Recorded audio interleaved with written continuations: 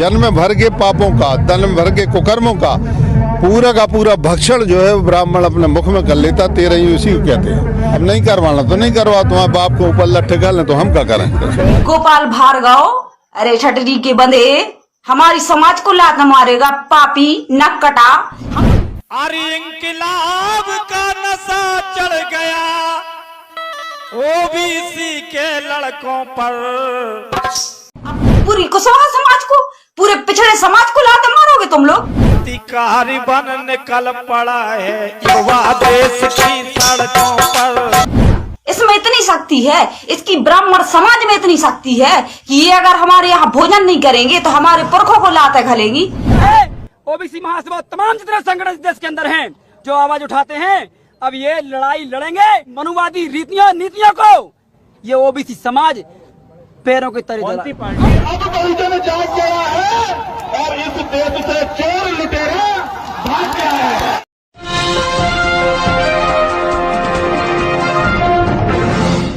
साथियों नमस्कार, मैं हूं नीरज पटेल और आप देख रहे हैं नेशनल जनमत। लगता है मध्य प्रदेश में ओबीसी महासभा ने पाखंड, अंधविश्वास, ब्राह्मणी व्यवस्था, जन्मजात श्रेष्ठता और जातिगत वर्चस्व को जड़ से उखाड़ फेंकने का संकल्प ले लिया है। ओबीसी महासभा जहां नरोत्तम मिश्रा जैसे गृह मंत्री के हिट बुक में बनी हुई है, वहीं जयस और भीम आर्मी जैसे संगठन ओबीसी महासभा का सहयोग करके शिवराज सरकार की आंखों की किरकिरी बन चुके हैं। मध्य प्रदेश के सागर जिले में जिस तरीके से जन सैलाब उमड़ा था, इस पूरी व्यवस्था के विरोध में वो सब आप लोगों ने देखा होगा।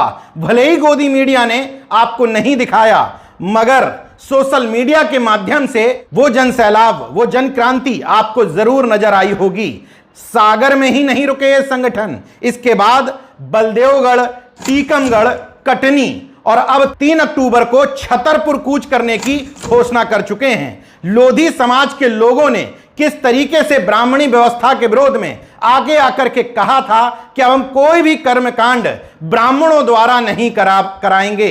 इससे एक कदम आगे बढ़ते हुए कुशवाहा समाज के लोगों ने जब मृत्यु भोज समेत किसी भी व्यवस्था को ब्राह्मणों द्वारा संपादित कराने का विरोध किया, तो ब्राह्मण समाज से आने वाले मध्य प्रदेश के पीडब्ल्यूडी मंत्री गोपाल भार्गव जी को तकलीफ हुई और एक बयान में उन्होंने बुंदेलखंडी भाषा में यह तक कह दिया कि तमाम अन्य चीजों पर हजारों रुपए खर्च कर देंगे, लेकिन लुचई, पूड़ी को कहते हैं बुंदेलखंड में लुचई तक खिलाने की हिम्मत नहीं। ये कहा जाता है कि पंडितों के लिए हम तेरे नहीं खिलाएंगे। बेड़नी नचा रहे हैं 50,000 की और 5 रुपया की, लुचाई नहीं खुआ पा रहे तो वही खुआ, हम क्या कर भैया, खुआना तो खुआ, नहीं खुआना तो नहीं खुआ। हमारा ये कहना है कि ये सारा का सारा जो है विदेशों से चल रहा है षड्यंत्र, और जो 13वीं होती है तो उसके जन्म भर के पापों का, जन्म भर के कुकर्मों का पूरा भक्षण जो है ब्राह्मण अपने मुख में कर लेता। 13वीं उसी को कहते हैं, क्योंकि ब्राह्मण में उसको भस्म करने की शक्ति होती है। अब नहीं करवाना तो नहीं करवा, तुम्हारे बाप को ऊपर लट्ठे कर ले तो हम क्या करें। इस वीडियो के सामने आने के बाद पिछड़े वर्ग की एक बेटी रजनी कुशवाहा ने मंत्री जी का मुंह तोड़ जवाब देते हुए सीधे सीधे स्पष्ट शब्दों में उस भाषा का प्रयोग किया जिस भाषा का प्रयोग धीरेन्द्र कृष्ण शास्त्री ने प्रीतम सिंह लोधी के लिए किया था। मूर्ख, ठटरी के बड़े नकटा, मुझे मिल जा मैं मसल दूंगा तुझे। सार क्या निकलता है, नकटा तोरो बाप निकरत। जय क्रांति साथियों, मैं रजनी कुशवाहा। हमारे समाज का कार्यक्रम हमने आमंत्रण किया और हमारी ही सभा में आके हमारी समाज को गाली दे के चले गए। ये कथा कथित मंत्री गोपाल भार्गव हमारे पुरखों को लाते मारेगा, मरने के बाद भी लाते मारेगा। इसमें इतनी शक्ति है, इसकी ब्राह्मण समाज में इतनी शक्ति है कि ये अगर हमारे यहाँ भोजन नहीं करेंगे तो हमारे पुरखों को लाते घलेंगी। अरे ये हमारे घर पर तो खाते ही हैं, एक एक भीख मांग कर खाते हैं। हमारी कुशवाहा समाज की वोटों से मूर्ख बना कर आज हम मंत्री बन गए। गोपाल भार्गव, अरे छटरी के बंदे, हमारी समाज को लात मारेगा, पापी नक कटा।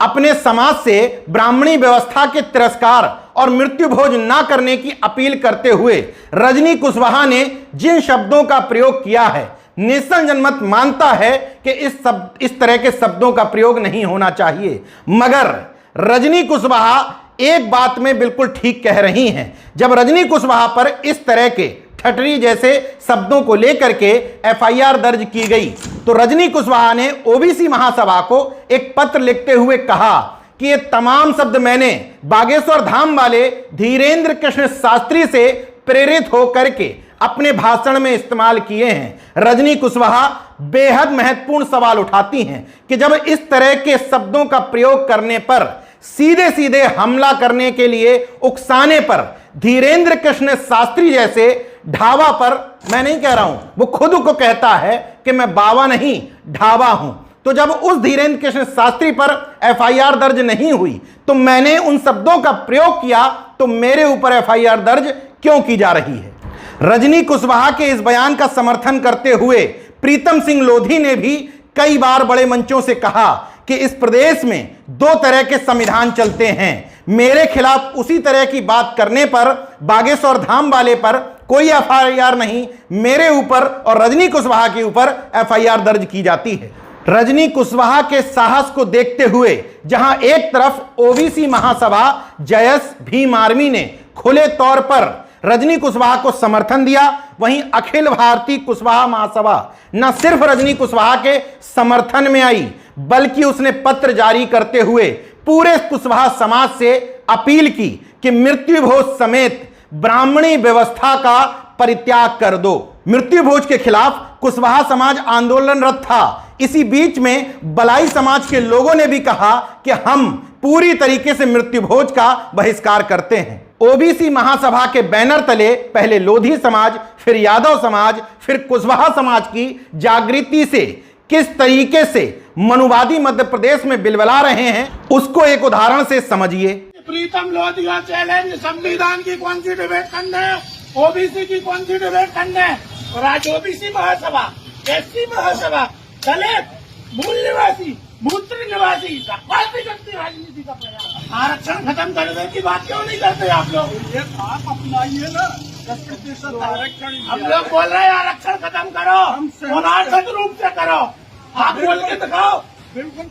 नेशनल जनमत से बातचीत में ओबीसी महासभा के राष्ट्रीय कार्यकारिणी सदस्य और उत्तर प्रदेश प्रभारी महेंद्र सिंह लोधी बताते हैं कि हमारे यहां लीडरशिप स्थायी नहीं है, हर कार्यक्रम के बाद बदलती जाती है। कभी लोधी समाज लीड करता है, कभी कुशवाहा समाज, कभी यादव समाज। 3 अक्टूबर को छतरपुर में जो महाआंदोलन, महाप्रदर्शन होना है उसमें पटेल समाज को जिम्मेदारी दी गई है, इसलिए क्योंकि पटेल समाज की एक महिला ने ब्रह्मेश्वर धाम के मुखिया लवलेश तिवारी पर जब रेप का आरोप लगाया था तो उस मामले में उस महिला के पति देवी प्रसाद और ओबीसी महासभा छतरपुर के जिलाध्यक्ष कृष्णकांत पटेल के खिलाफ भी क्रॉस एफआईआर रेप के आरोप में ही दर्ज करवा दी गई थी। उस समय ओबीसी महासभा के उग्र प्रदर्शन को देखते हुए लवलेश तिवारी जो ब्रह्मेश्वर धाम का मुखिया है उसको रेप के आरोप में गिरफ्तार जरूर कर लिया गया था, लेकिन अब जब मामला ठंडा पड़ता दिखा तो लवलेश तिवारी को जेल से बाहर कर दिया गया। और एक रेप के आरोपी का जिस तरीके से बाहर स्वागत हुआ वो इस समाज की जातिगत मानसिकता को दर्शाता है। उसके जेल से आने के बाद न सिर्फ उसका स्वागत हुआ बल्कि महेंद्र लोधी बताते हैं कि फर्जी रेप केस में कृष्णकांत पटेल और देवी प्रसाद को जेल भेज दिया गया।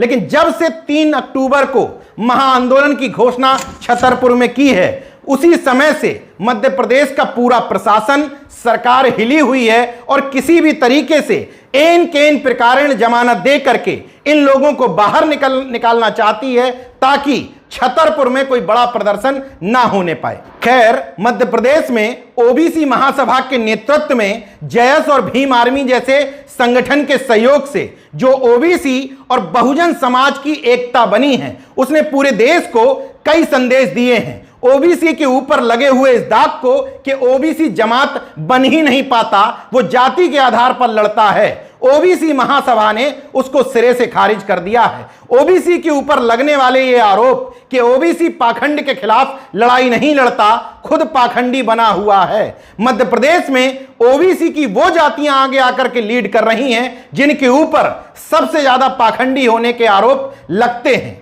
कुल मिलाकर के मध्य प्रदेश से बहुजन क्रांति का पाखंड अंधविश्वास के विरोध का बिगुल बज चुका है। ओबीसी महासभा और ये दोनों संगठन इस बात की ओर संकेत करते हैं कि अब चिंगारी बुझने और दबने वाली नहीं है, ये 16 बनकर के निकलेगी और जातिगत दंभ को, जातिगत दुरावग्रह को, जन्मदात श्रेष्ठता को खत्म करके ही दम लेगी। ओबीसी महासभा के बैनर तले पूरे मध्य प्रदेश में जुट रही हजारों लाखों की भीड़ चीख चीख करके इस बात की गवाही भी देती है। देखते रहिए नेशनल जनमत, जागरूक और सजग बने रहिए। जय विज्ञान, जय संविधान, जय लोकतंत्र। धन्यवाद।